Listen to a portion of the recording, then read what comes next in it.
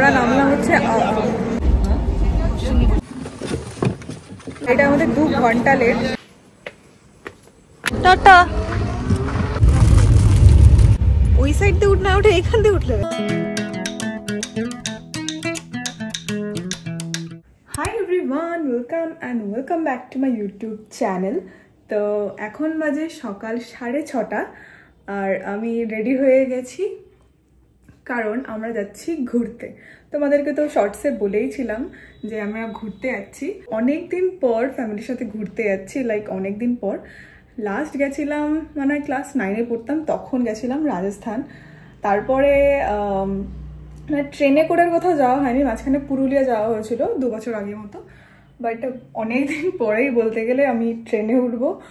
আর ট্রেনে ওঠার জন্য আমি সবচেয়ে বেশি এক্সাইটেড, কারণ ট্রেনে ওই কম্পার্টমেন্টে মানে ট্রেনের মধ্যে ঘুমানোটা বেশ আমার খুব মানে খুব ভালো লাগে।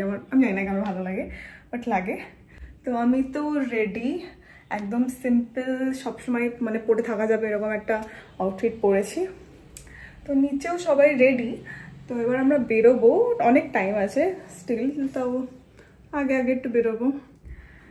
তো তো চলো।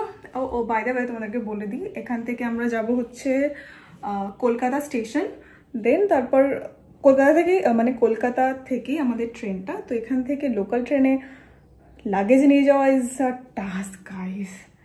ওকে, তো চলো আপডেট তোমাদেরকে দিতে থাকবো। এই হচ্ছে আমাদের লাগেজ, একটা ট্রলি, 2টো ট্রলি আর একটা ছোট্ট ব্যাগ আর একটা পিট ব্যাগ আছে। তো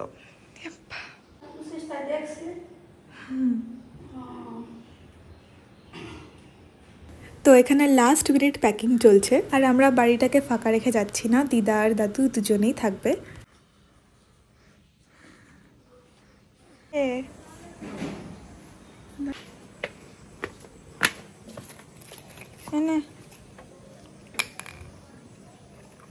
আবার 1 সপ্তাহ পর আবার টুকটুক টুকটুক।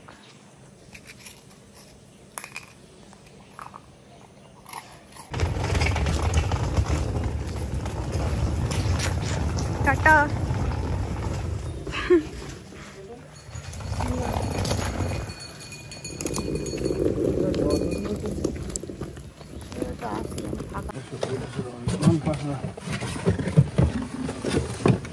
লম্বা করে রাখবো না, বাবা পা রাখতে পারছি না, একটু পা সরিয়ে দেখ। টাটা।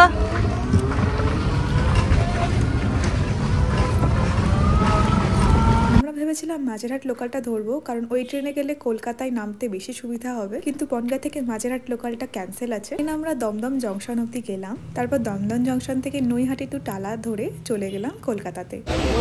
মজা লাগছে?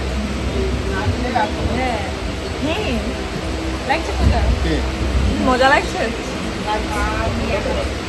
কি?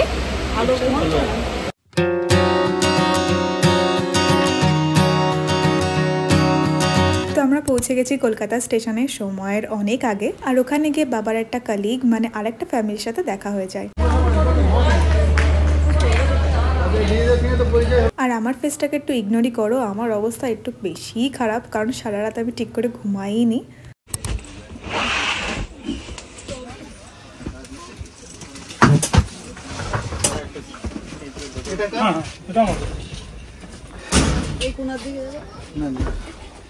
এদিকেই ঠকবে, ঠিক আছে? ওই ব্যাগটা সময় তো ব্যাগটা সময় করে রাখেন,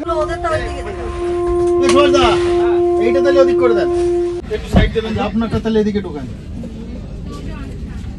এই তো এটা 25-এ ছাড়লে এটা 45-এ ছাড়বে। তো তোমাদেরকে বলে দিই, আমাদের ট্রেনটা ছাড়বে হচ্ছে 11:45 এবার একটু শান্তি করে বসলাম, প্রচুর ডার্ট ফেসে লেগে গেছে, তো ওয়েট ওয়াইপস দিয়ে একটু ক্লিন করে নিচ্ছি।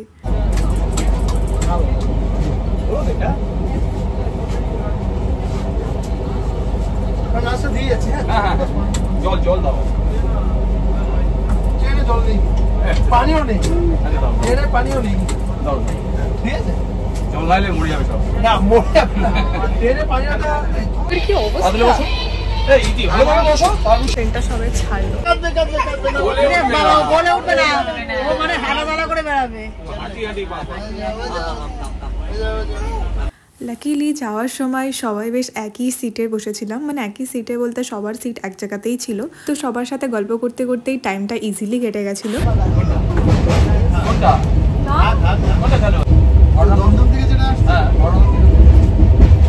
মেট্রো লাইনে তো উপরে ওটার দমদম থেকে আসছে আপনার ক্যান্টনমেন্ট থেকে যেটা আসছে ওটা চালু ওটা নোয়াপাড়া কি এটা দক্ষিণেশ্বর ঢুকছে তোমাদেরকে তো বললামই যে আমরা ট্যুর এজেন্সির মাধ্যমে যাচ্ছি, তো ওরাই লাঞ্চ আর ডিনারটা প্রোভাইড করেছিল। পুরো জার্নিতে এত সুন্দর খাইয়েছে ওরা, কোনো কমপ্লেন কারোর কাছ থেকে আসেনি।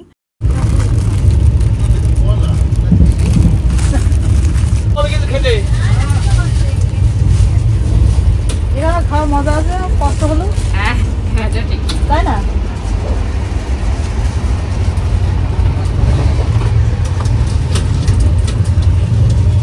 ট্রেনে বসে যাই খাও না কেন বেশ কিন্তু মজাই লাগে। আর অনেকদিন পরই আমি এক্সপ্রেস ট্রেনে উঠেছি, আমার তো এক্সট্রা মজা লাগছিল। দুপুরবেলা খাওয়া দাওয়ার পর সবাই ঘুমিয়ে পড়েছিল, কিন্তু আমার একটুও ঘুম পাচ্ছিল না, তো ভাবলাম নেল পলিশটা পরাই যাক। নেল পলিশ সঙ্গে আমি নিয়ে গেছিলাম অবশ্য। আমার না ঘুমানোর আরও একটা কারণ আছে, বাইরে থেকে না ভিউ দেখতে ভীষণ ভালো লাগে। আমার খুব ভালো লাগে কোনো বাইরে বা আননোন কোনো প্লেসের পরিবেশ বা স্টেশন, এগুলো দেখতে অনেকটা ইন্টারেস্ট পাই আমি।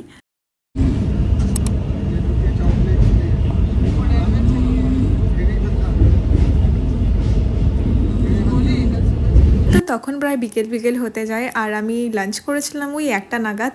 আর সারাদিন বসে থাকার কারণে আমার খিদেই পেয়ে গেছিল। চটজলদি খাওয়ার মতো আর পেট ভরার মতো আমার কাছে কাপ নুডলসই ছিল, তো এটাই খেলাম। আর ভিউ দেখতে দেখতে কিন্তু খাওয়ার মজাটাই আলাদা। আর সবাই মিলে সন্ধ্যাবেলা এবার খাচ্ছি ভুজিয়া, আর এই ভুজিয়া খেতে আমার ভীষণই ভালো লাগে।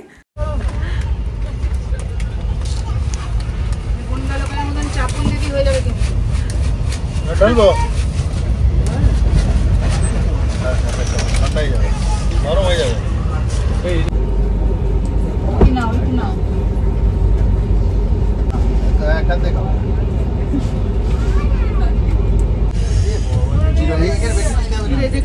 ছেলে গেল কোথায়? বেশি লাগবে না, পড়ে যাবে কিন্তু। লিটারালি বোর হচ্ছে এতক্ষণ ধরে। দুপুরবেলা মানে সকালবেলা মিলবে না তো, ভিউ টিউ দেখছিলাম, এখন পুরো অন্ধকার, এবার আমি বোর হচ্ছি। চলে মামনি করে নিয়ে বাড়িতে বিউটি পার্লার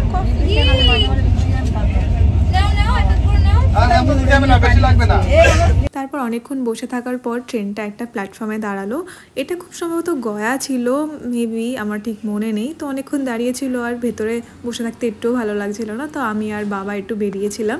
আর আমার ভিডিওটাও কিন্তু বাবাই করে দিচ্ছে। আর আমরা এটা বলা বলি করেছিলাম যদি ট্রেনটা ছেড়ে দেয় তাহলে রানিং উঠতে হবে। তো 5 মিনিট মতো দাঁড়ানোর পর লিটারালি আমার মনে হলো ট্রেনটা যদি ছেড়ে দেয়, তো আমি উঠেই গেছিলাম। সন্ধ্যে তখন 8টা কিংবা 9টা বাজে, তখনই আমাদের ডিনার দিয়ে দিয়েছিল। আর আমাদের পেটে তো একটুও জায়গা ছিল না, তো আমরা ডিনার করেছিলাম ওই 10টা নাগাদ। ও হ্যাঁ, ডিনারে ছিল চিকেন কষা, একটা রুটি নিয়েছি আর অল্প করে ভাত। আর এখন তো আমি রাত্রেবেলা চুল বাঁধা ছেড়েই দিয়েছি, আমি এই ক্যাপটা পরেই থাকি। সবাই মোটামুটি ট্রেনে শুয়েই পড়েছিল, সবাই লাইট অফ করে দিয়েছিল, আমরাই বাকি ছিলাম।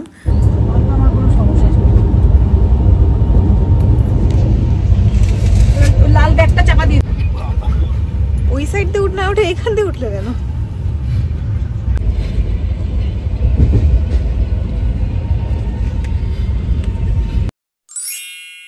আমাদের ট্রেন প্রায় 2 ঘন্টা লেট। আমাদের নামার কথা ছিল 6:30 নাগাদ, আর আমাদের নামিয়েছে 8:30 নাগাদ।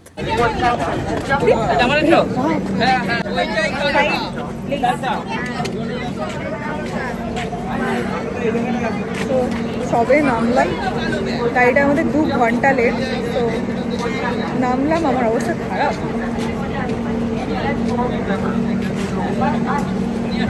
আমরা নামলাম হচ্ছে অযোধ্যা, তো অযোধ্যা ধামে আমরা নামলাম।